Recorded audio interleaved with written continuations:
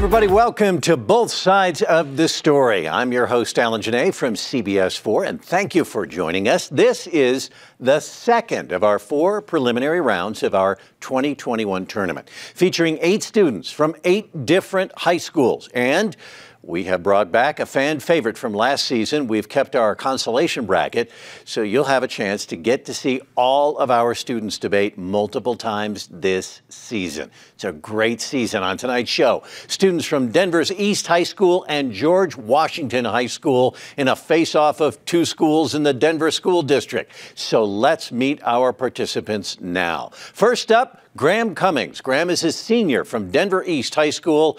Let's see his story. My name is Graham Cummings. I'm a senior and I go to East High School. Speech and debate kind of drew me in because part of me is competitive and just likes to do well at things, and win tournaments is a big thing. And then also just academic part of it, that you can be competitive in a way that's not the usual route of sports. Skills of communicating and researching are super important. They'll help me in whatever I choose to do in the future.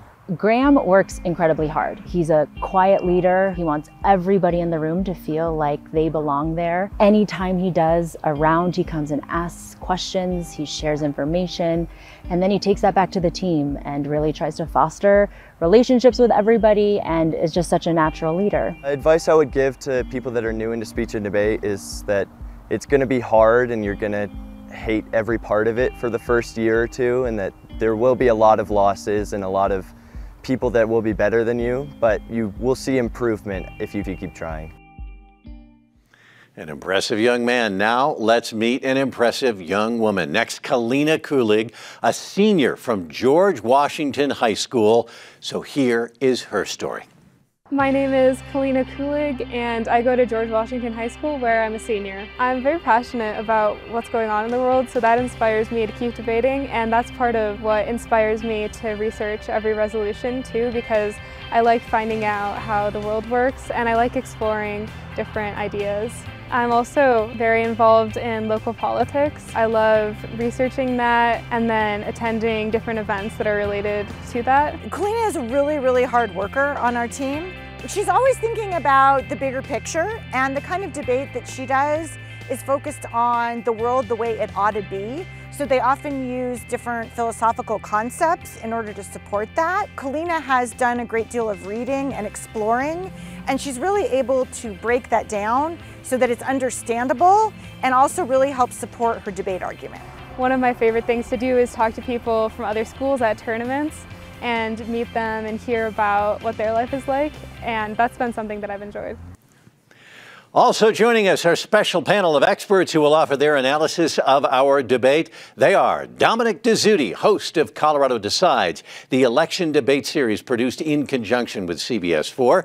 He is joined by Marianne Goodland, chief State House reporter for Colorado politics. So the questions are going to be tough. Time to set the ground rules. Each side will present their case. They'll ask each other questions and then have a chance to offer rebuttals.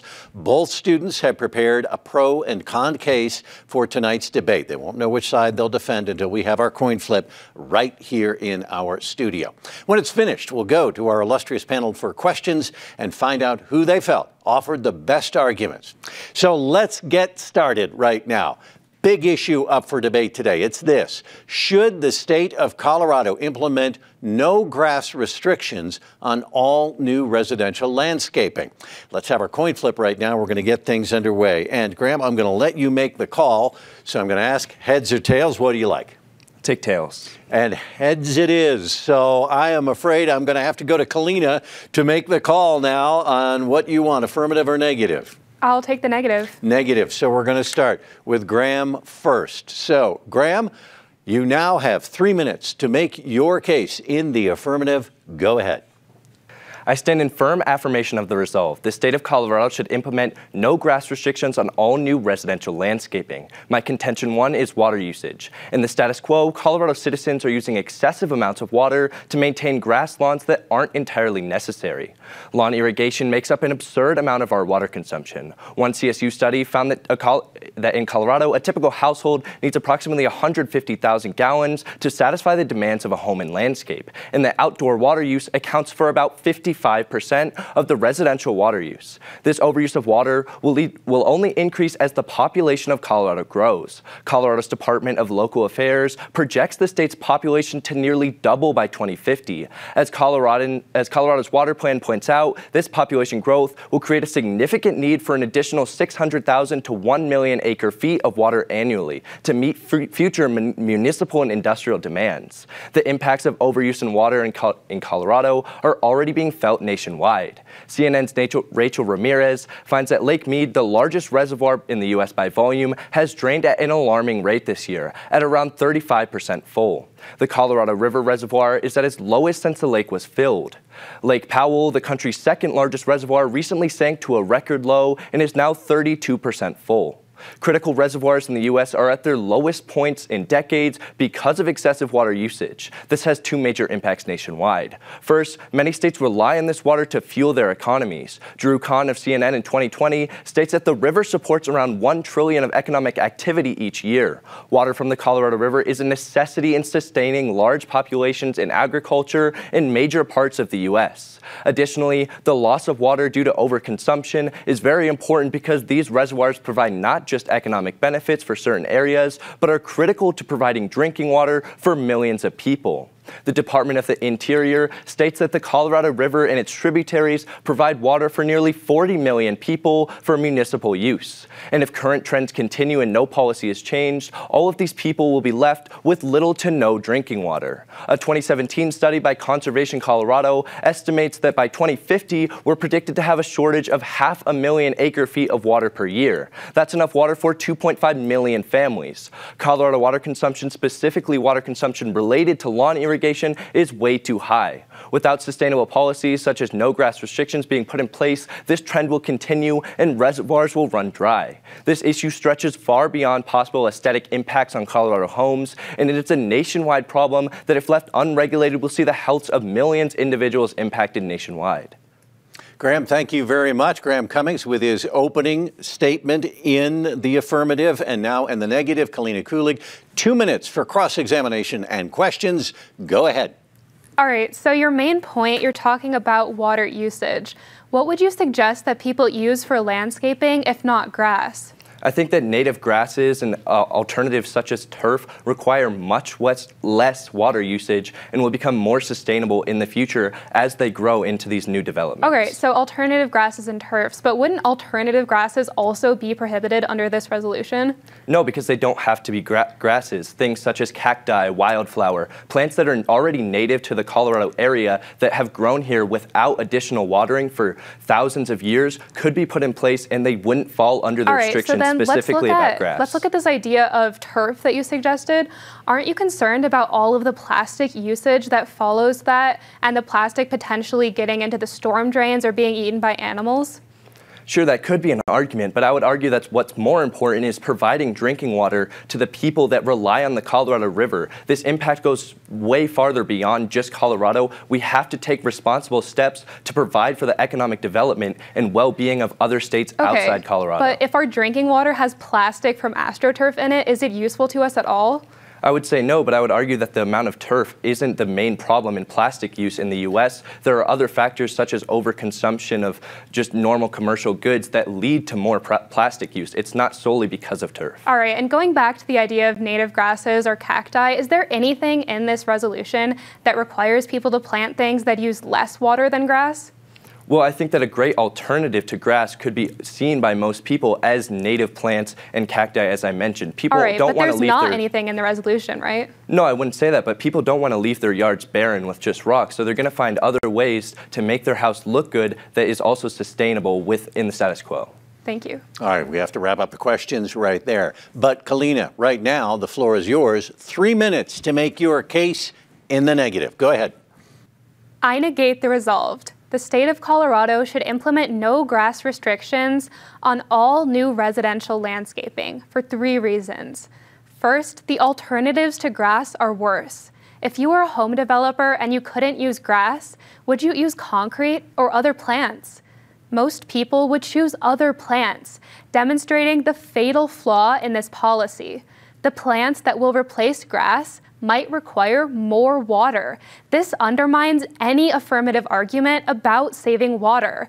The practical planter describes several common plants that require more water than grass, like ferns and irises. So why forbid people from growing grass when there is no guarantee that we will save any water? But let's imagine that those developers choose to use concrete instead. We can't ignore the fact that 8% of global carbon emissions come from mixing concrete, according to the New York Times. Or maybe you choose Astroturf, but that's just more plastic that will spill out of the lawn and into the water supply or hurt animals that eat it accidentally. Second, it will decrease property values and harm our schools. According to HomeLight, 94% of realtors agree that grass adds value to a property. What's more, concrete and Astroturf significantly decrease property values, according to Daniel Ray in 2021. Lowering property values also decreases revenue from property taxes. Lower revenue is dangerous because that money funds schools. According to the Colorado State Legislature, the majority of local revenue for schools comes from property taxes. And at the national level, 82% of funding for public schools comes from property tax. When property tax revenue is decreased, school funding goes down. Put simply, this policy will inadvertently harm our schools. Finally, there are better alternatives to this regulation. It is irresponsible for the government to do something when there are better ways of doing it. For example, the state could place a cap on the amount of water that each household is allocated and then let us decide how to use the water. If it's your property, you should control what happens to it.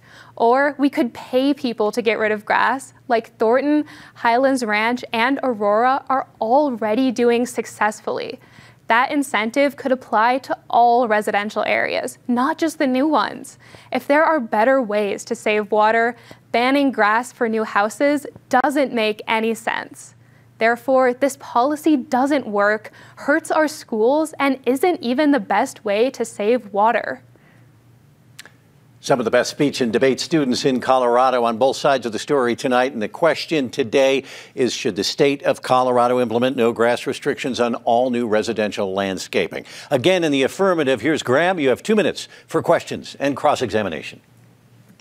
Okay, so at the top of your case, you give us this idea that different alternatives to grass will take up more water. What are some examples of plants that could be planted that would take up more water than grass does right now?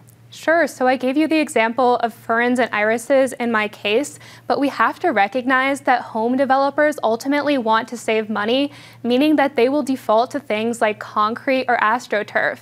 And as I explained, we should be very concerned about the use of concrete, especially because it's spurring 8% of global emissions. So just because we're getting rid of grass doesn't mean that a better alternative will replace it. Okay, so you also mentioned that home developers and homeowners want to save money. If they don't have to pay to water their plants if they plant native grasses, wouldn't that mean that they're also saving money with that option? Not necessarily. Lots of native plants require care in other ways, and that's something that's key to emphasize in this round.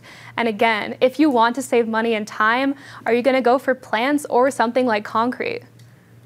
Okay, and then at the bottom of your case, you give us this example of cities within Colorado that are already paying to remove grass, such as Thornton and Aurora, I believe you brought up. So how can you say those policies are being successful if they could also be replaced with less sustainable techniques? Yeah, so what I want to emphasize in that last point is that we can't do this policy if there are other ways of doing it that exist better. So what I'm suggesting here is that we pay people to replace their grass with something cheaper, or we cap the amount of water that homeowners have and then let them decide, because ultimately it's their property and we should let them decide what is important for their family. Is it possible to do both of those things at once? Not necessarily, and that's what we have to look to, especially as we're considering that third argument. All right, that's it for the questions. But Graham, now you have 2 minutes for a rebuttal. Go for it. So starting on the top of her case, she gives this idea that alternative substances to grass will use up more water. She gives examples of ferns and other plants, but what I'm telling you is that native grasses to Colorado will be prioritized because both home developers and homeowners want to save money and they'll want to pay less using water, and these native plants will take up less water and thus less money. Next, they give you this idea of concrete and Astroturf. The problem I have with both of these examples is that a single policy on new developments within Colorado is not going to have enough of an impact. Her New York Times piece of evidence says that carbon emissions there's 8% of carbon emissions are taken out from concrete every year. A little change within Denver's or Colorado's policy is not going to change that 8% number globally. Also with Astroturf, there are larger problems relating to plastic, such as overproduction and overconsumption within our culture, and the small amount of turf that will be put in isn't going to change that. Next, she gives you this idea of property values going down. And what I can tell you is that that doesn't necessarily have to be a bad thing. In today's housing market, with housing prices inflating and skyrocketing, we can see that lower housing prices and lower market value could lead to more low-income individuals being able to afford housing within Colorado and within Denver. That also leads into her impact of that if these people can get into cheaper houses, they will also be able to get into education that they might not have had without it. And then next, onto the bottom of her case, where she talks about better alternatives. What I can tell you is that both of these things can happen in the same world. We can have grass bans on new developments and buy back grass from existing developments at the same time. They don't have to be mutually exclusive. So what you're seeing is that that can actually benefit the AF side, because we can benefit new housing with these native plants along with existing developments. Graham Cummings from Denver East, thank you very much. Kalina Kulig from George Washington. Now we get to our closings. 3 minutes to respond and close.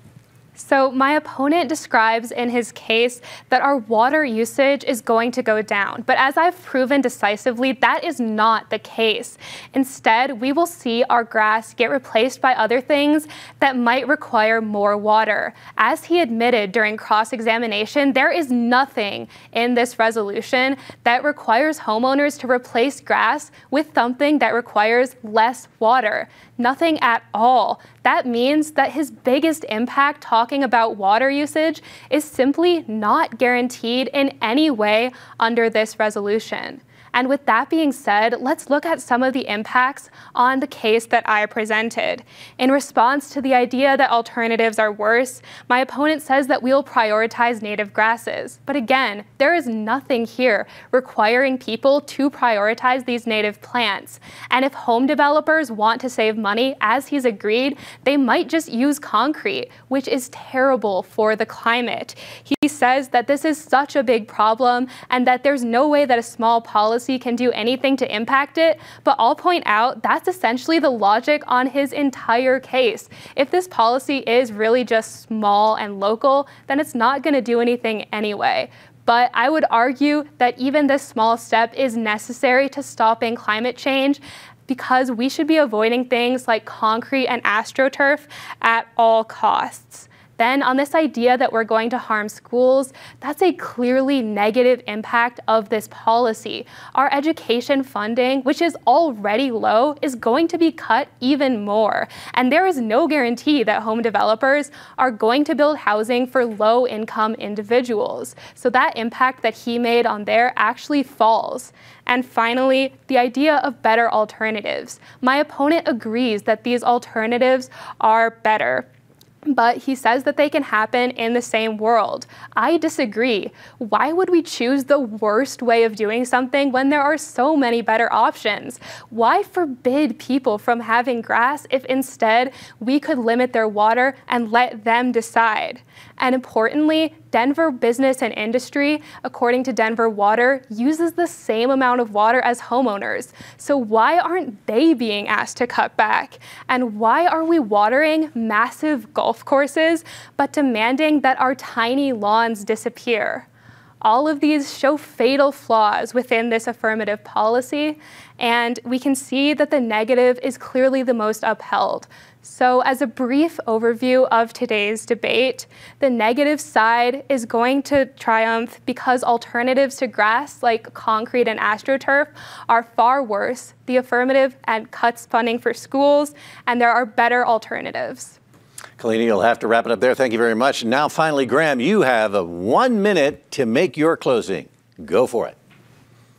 The most important thing you're seeing in this round is that my opponent is not quantifying any of her impacts. She gives you these broad ideas of more water being used, concrete use being increased, plastic use being increased, but she can't tell you exactly how much these numbers are going to go up or how many people are going to be affected. If you look onto my case, I tell you exactly that because with my CSU evidence, 55% of residential water use goes towards lawn irrigation. That's directly impacting important reservoirs within the United States. From my CNN Rachel Ramirez piece of evidence, we can see that Lake Powell is at 35% full and Lake Mead is at 32% full. That's super important because when these reservoirs dry up, we'll see that my Drew Kahn piece of evidence from CNN is super important because that river provides $1 trillion of economic investment into different areas throughout the U.S.